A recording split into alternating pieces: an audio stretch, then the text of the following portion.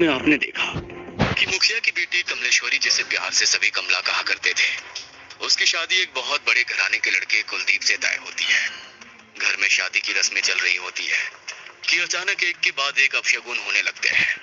कभी कमला के शादी के जोड़े में रखी चूड़ियां लाल से काली हो जाती है, तो कभी शगुन की हल्दी लगाने से कमला लहूलुहान हो जाती है। धीरे धीरे कमला के साथ होती ये घटनाएं गंभीर रूप लेने लगती है, जिससे कमला के मायके और ससुराल दोनों और अफरा तफरी मच जाती है। इसी अफरा तफरी के बीच किसी तरह कमला के फेरे पड़ते हैं और वो ब्याह कर कुलदीप के घर पहुंच जाती है। अब आगे कमला की मुंह दिखाई की रस्म थी। पूरी हवेली को दुल्हन की तरह सजाया गया था। कमला और कुलदीप का कमरा तो ऐसा लगता था जैसे फूलों के बगीचों में बदल गया हो। महंगे दीपदानों से मध्यम सी रोशनी फूटकर बाहर आ रही थी। दूर दूर से मंगाए गए खास तौर से सफेद और लाल फूल कमरे की खूबसूरती में चार चांद लगा रहे थे। इतने गुलाबों के बीच भी कमला का चेहरा किसी चांद की तरह चमकता नजर आ रहा था। सब कुछ बिल्कुल वैसा ही सामान्य था जैसे कि किसी भी घर में दुल्हन के आने के बाद हुआ करता है। पूरे घर में खुशी की लहर दौड़ गई थी। कुलदीप और कमला के नए जीवन की सुखद शुरुआत हो चुकी थी। धीरे धीरे एक सप्ताह बीतने को आया था। कमला के हाव भाव व्यवहार एकदम सामान्य था। शशि और कुलदीप शादी के दौरान हुई घटनाओं को एक बुरा सपना समझकर भूलने ही लगे थे कि एक दिन रात के तकरीबन 2 बजे का समय था। कुलदीप की आंखें खुली तो उसे एहसास हुआ कमला अपने बिस्तर पर नहीं है। कुलदीप बिस्तर पर लेटे लेटे कुछ मिनट तक कमला के आने का इंतजार करता है, लेकिन कमला की कोई आहट उसे सुनाई नहीं देती। चिंता की लकीरें अब कुलदीप के माथे पर दिखाई देने लगी थी। कुलदीप अपने बिस्तर से उतरकर पहले बाथरूम का दरवाजा खोलकर देखता है। बाथरूम बिल्कुल खाली पड़ा हुआ था। अब तो कुलदीप को और भी घबराहट होने लगी। कमरे का दरवाजा भी अंदर से बंद था। इसका मतलब कमला कमरे से बाहर नहीं गई थी। बहुत ध्यान से सुनने पर कुलदीप को एक अजीब सी धीमी धीमी गुनगुनाहट सुनाई पड़ने लगती है। कुलदीप धीमे कदमों से उस आवाज की ओर बढ़ता है और धड़ाम से कमरे से बालकनी तक जाने वाला दरवाजा खोल देता है। बाहर का नजारा देखकर कुलदीप का कलेजा उछलकर उसके मुंह को आ गया था। बालकनी में कमला एक डरावनी सी आवाज में सुबक रही थी। उसके लंबे घने बालों से उसका चेहरा पूरी तरह ढका हुआ था और एक एक करके अपने बाल तोड़ तोड़ कर वो जमीन पर फेंक रही थी। उसके सर का वो हिस्सा जहाँ से बाल टूटकर गिर पड़े थे, अब वो और भी बड़ा दिखाई देने लगा था।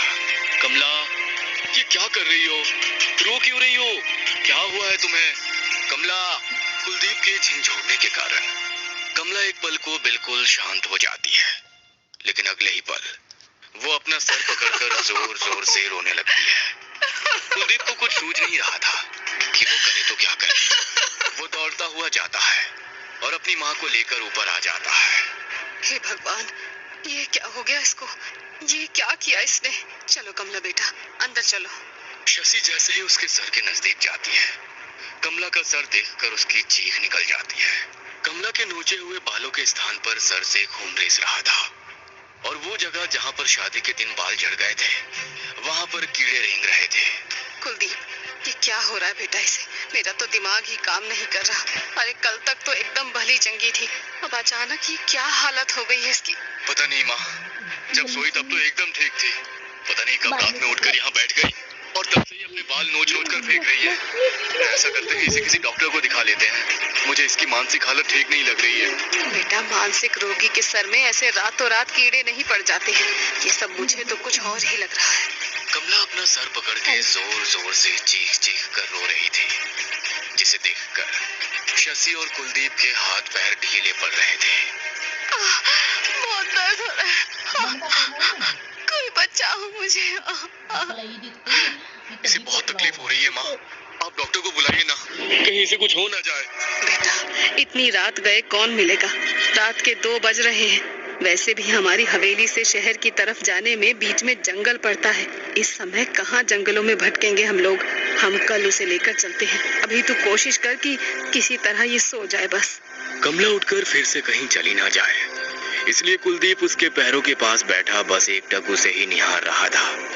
कमला की आंखें नींद से बोझिल हो रही थी। कुछ ही देर में कमला गहरी नींद में चली जाती है। कमला के सोने के बाद कुलदीप की भी आंख लग जाती है। कुछ ही देर के बाद अचानक ही कुलदीप की आंख खुलती है तो वो देखता है कमला छत पर लगे पंखे पर बैठी हुई है। कमला, वहाँ क्या कर रही हो तुम? वहाँ चढ़ी कैसे तुम? कमला कुलदीप की बात सुनकर एक नजर उसकी ओर देखती है और फिर भयानक तरीके से कमरे की दीवार पर चलने लगती है।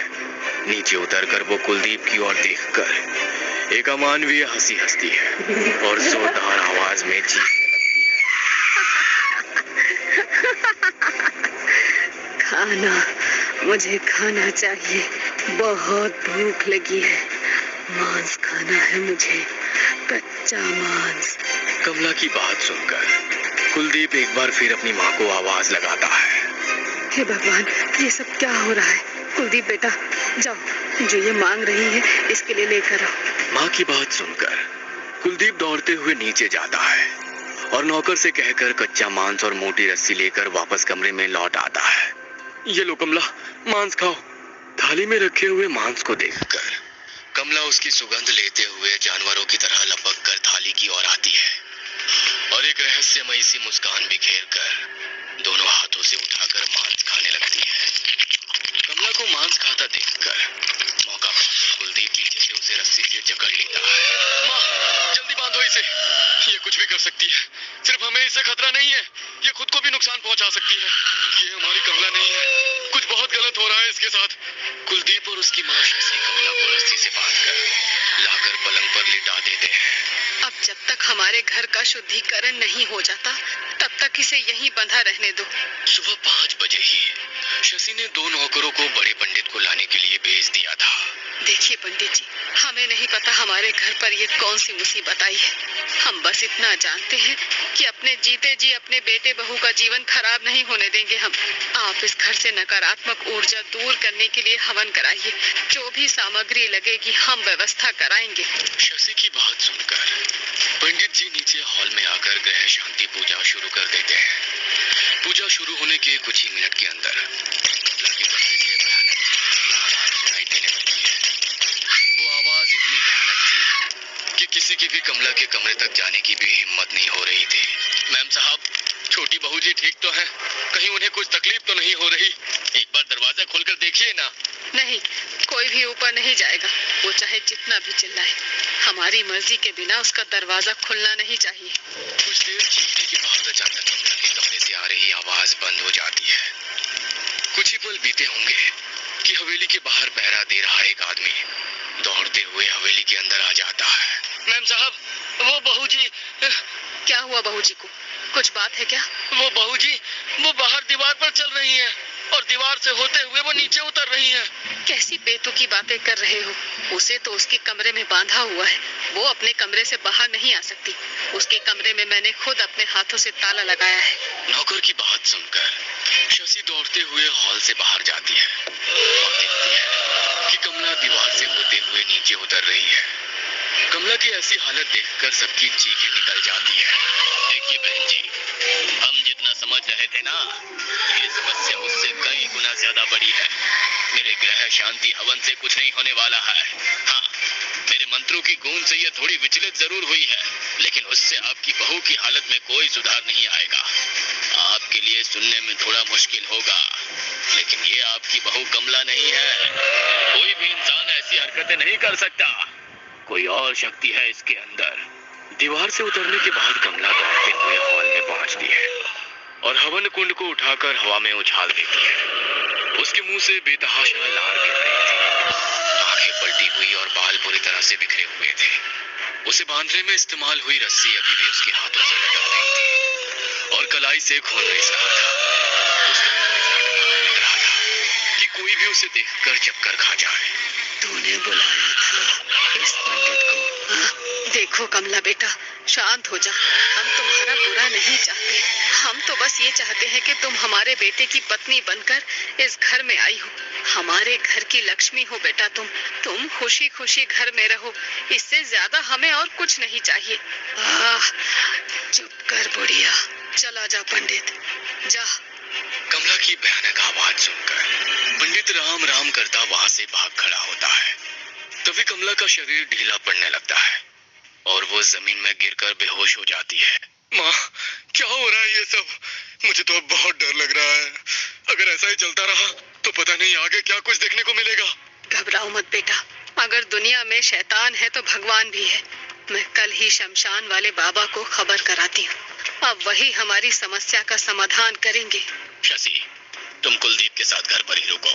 मैं जाता हूँ और जाकर बाबा को सारी बात बताकर यहाँ लाने की कोशिश करता हूँ।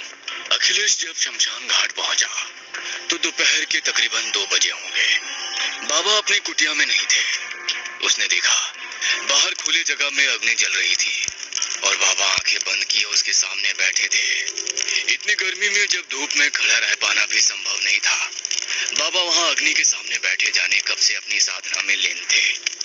अखिलेश कुछ देर तक हाथ जोड़कर वहीं बैठा रहता है। इतनी गर्मी में खुले आसमान के नीचे बैठ पाना अखिलेश के लिए बहुत कठिन हो रहा था। तकरीबन आधे घंटे के बाद बाबा अपनी आंखें खोलते हैं तो देखते हैं कि सामने बड़ी कोठी वाले अखिलेश बाबू हाथ जोड़े उनके सामने बैठे हुए हैं। क्या समस्या है बच्चा, जो तुम इतनी भयानक गर्मी में यहाँ मेरी आंखें खुलने के इंतजार में बैठे हुए थे? समझ नहीं आता बाबा, कहाँ से शुरू करूं। मेरा एक ही बेटा है जिसका नाम कुलदीप है। तकरीबन सप्ताह भर पहले उसकी शादी रायपुर गांव के प्रधान की बेटी कमला के साथ हुई है। हमने बड़ी धूमधाम से शादी की क्योंकि हमारे लिए ऐसा अवसर जीवन में दोबारा नहीं आने वाला था। किंतु जाने हमसे ऐसी क्या भूल हो गई कि जिस दिन से ब्याह की रस्में शुरू हुई है, हमारी बहू के साथ एक के बाद एक अपशगुन होते जा रहे हैं। पहले तो हमें लगा कि शायद शादी के बाद हम ग्रह शांति हवन करेंगे तो उससे सब कुछ ठीक हो जाएगा, लेकिन हम गलत थे। शादी के बाद तो मेरी बहू कमला की हालत और भी खराब हो गई। ऐसा लग रहा है जैसे वो अपने आप में ही नहीं है, किसी ने उसके पूरे शरीर पर कब्जा कर लिया हो। अखिलेश अभी तक हुई सारी घटनाएं बाबा को सुनाता है। तुम्हारी बहू जरूर किसी प्रेत के वश में है, लेकिन मैं अभी तुम्हारी कोई मदद नहीं कर पाऊंगा। उसके लिए पहले मुझे तुम्हारे घर आना होगा। अभी मैं एक साधना कर रहा हूँ। अगले 24 घंटे तक मैं अपना साधना छोड़कर हिल भी नहीं सकता। हाँ, इतना वादा करता हूँ कि मेरी साधना खत्म होने के बाद मैं तुम्हारी समस्या को हल करने का प्रयास जरूर करूंगा। अभी तो मैं तुम्हारे साथ नहीं आ सकता, हाँ, लेकिन तुम्हारी इतनी मदद जरूर कर सकता हूँ। ये लो, ये अभिमंत्रित जल है। किसी भी दुष्ट आत्मा या शैतानी शक्ति के ऊपर इसकी एक बूंद भी पड़े तो वो तुम्हें नुकसान नहीं पहुंचा पाएगी। इसे अपने पास रखो। जब तक मैं तुम्हारे घर आकर सारी स्थिति को भाप नहीं लेता, तब तक ये जल ही तुम्हारी रक्षा करेगा। जाओ, कल्याण।